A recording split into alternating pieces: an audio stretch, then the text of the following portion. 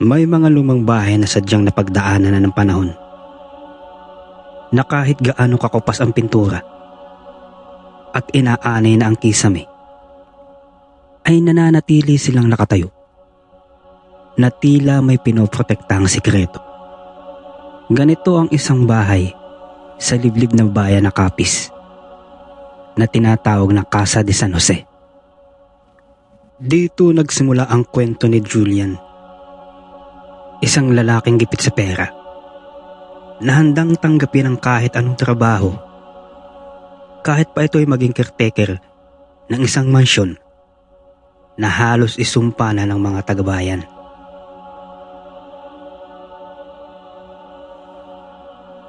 Malaki daw ang sweldo, libre pa ang tirahan, at ang tanging utos lang sa kanya ng may-ari na nakatira sa Maynila ay simple: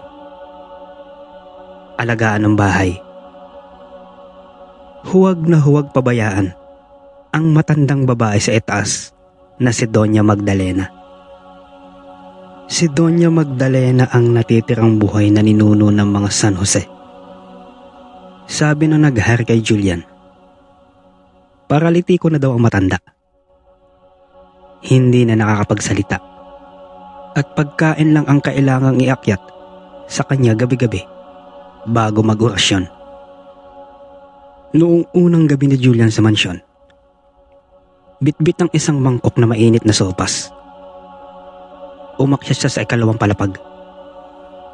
Ang sahig na kahoy ay tila humihingi ng saklolo sa bawat hakbang niya.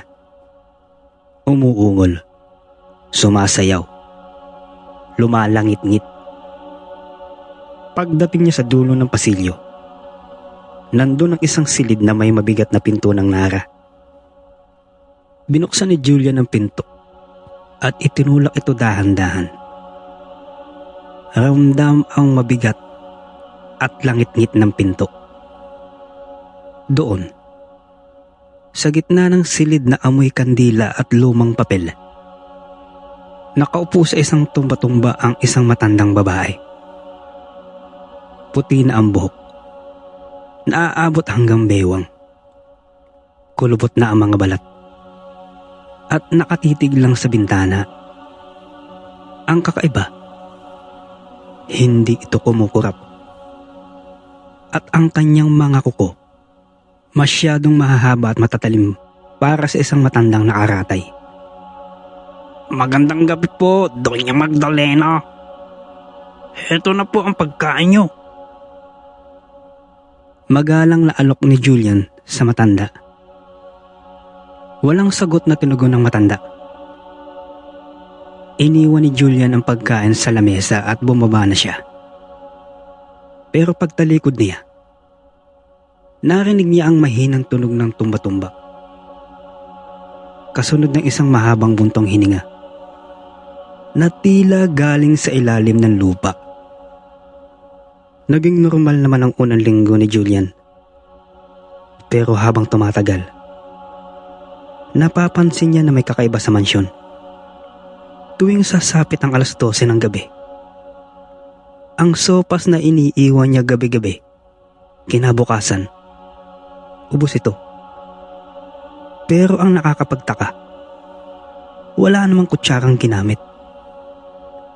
Ang mangkok ay tila dinilaan ng kung anong hayop. May mga gasgas na kuko sa ilalim nito. Isang gabi, nagising si Julian dahil sa isang ingay sa itaas. Hindi ito pangkaraniwang tunog ng kahoy. Tunog ito ng mabigat na bagay na kinakaladkad at parang may nginangat-ngat. Ano kayo yung tunog na yun? Abala naman sa pagtulog oh. Wika ni Julian na asar habang kinukusot ang mata. Bumangon si Julian bitbit ng isang lumang flashlight. Habang paakyat siya sa hagdanan, napansin niyang napakalamig ng hangin. Mas malamig pa sa yelo, kahit na tag-init noon. Pagdating niya sa tapat ng kwarto ng matanda, nakabukas ng bahagya ang pinto. Sumilip si Julian sa espasyo ng awang ng pinto. Ang flashlight niyang hawak ay muntik ng mabitawan. Si Doña Magdalena, na ang alam niyang paralitiko ay wala sa tumba-tumba. Nasa kisame ito. Nakakapit ang mga kamay at paa nito sa mga biga ng bubong. Parang isang dambuhalang gagamba, ang kanyang leeg ay nakapihit patalikod. Pabalik.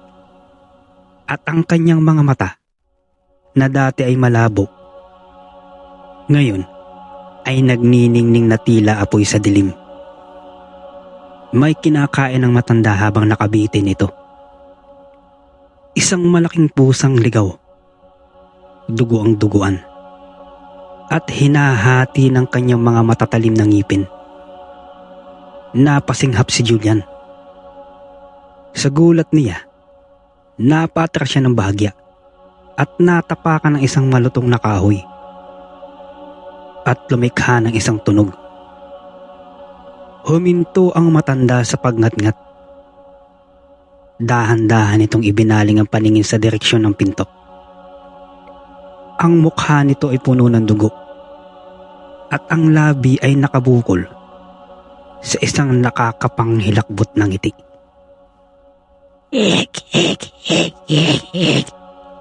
Julian, gutom pa ako. Bulong ng matanda, na ang boses nito ay hindi boses ng tao. Para itong sabay-sabay na boses. Iba't iba.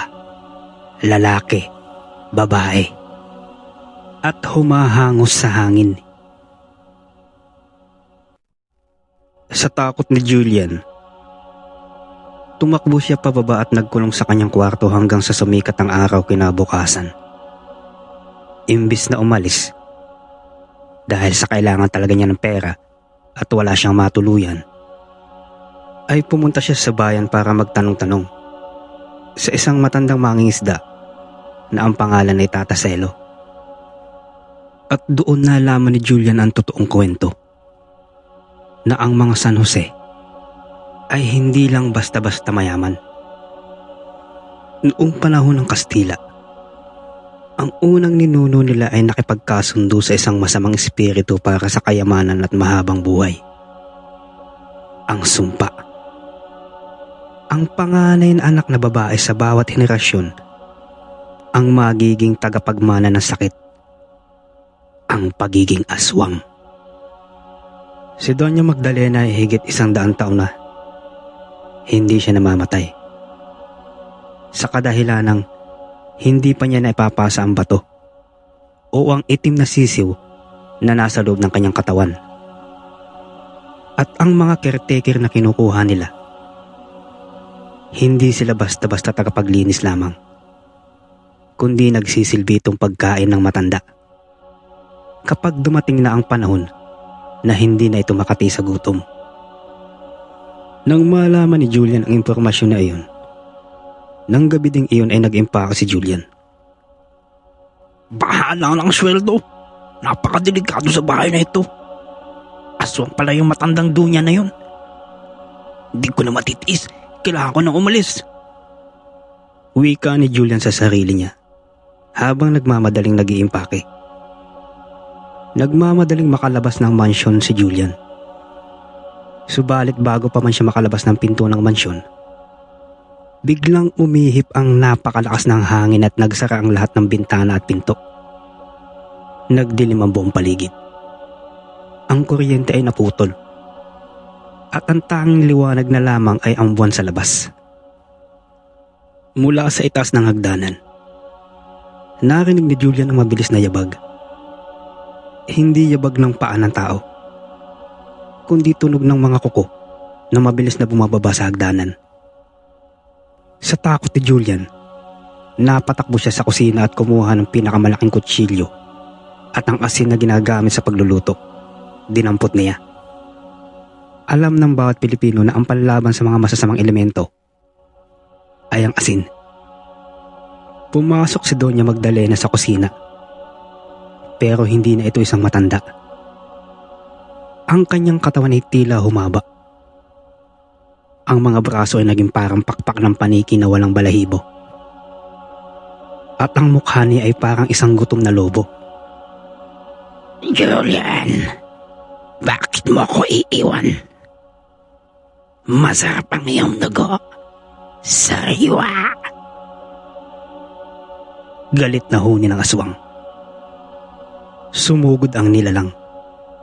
Sa bilis ng kanyang galaw ay naitulak niya sa sahig si Julian. Bumaon ang mga kuko nito sa balikat ni Julian at napasigaw sa sakit ang binata. Subalit habang akmang papalapit na ang mukha ng matanda para kagatin sa leeg si Julian, nagawang itarak ni Julian sa leeg ang kanyang hawak na patalim. Napasigaw ang matanda. Sinamantala ni Julian ang pagkakataon. Kinuha niya ang asin at dinukot ito. At isinaksak ito sa sugat ng aswang. Napasigaw sa hapdi ang aswang. Isang nakakatulig na tilik ang pinakawalan ng matanda. Ang sugat na natamaan ng asin ay nagsimulang umusok at matunaw na parang plastik na sinindihan. Napaurong ang aswang. Nagpupumigla sa sahig habang nanginginig ang buong katawan. Hindi na nag-aksaya ng panahon si Julian. Kahit may sugat sa balikat, binuhot niya ang isang silya at ibinilibag sa lumang bintana ng kusina. Nabasag ang salamin at tumalon siya palabas at gumulong-gulong sa madamong bakuran. Habang tumatakbo si Julian palayo sa Casa de San Jose, lumingon siya sa huling pagkakataon. Sa bintana ng ikalawang palapag, nakatayo ang matandang aswang. Duguan. Natutunaw ang kalahating mukha. Ngunit nakatitig pa rin sa kanya. Malalim ang tingin. Na para bang galit ito. At diyan nagtatapos ang kwento ni Julian at ang Casa de San Jose. Kaya kaibigan, kung makakakita ka ng trabaho, nasasabihin, magbantay ka sa isang lumang bahay. Malaki ang sweldo. Abay, mag-isip-isip ka muna kaibigan. Baka hindi lang alikabok ang lilinisin mo doon. Baka ihahain ka sa isang aswang.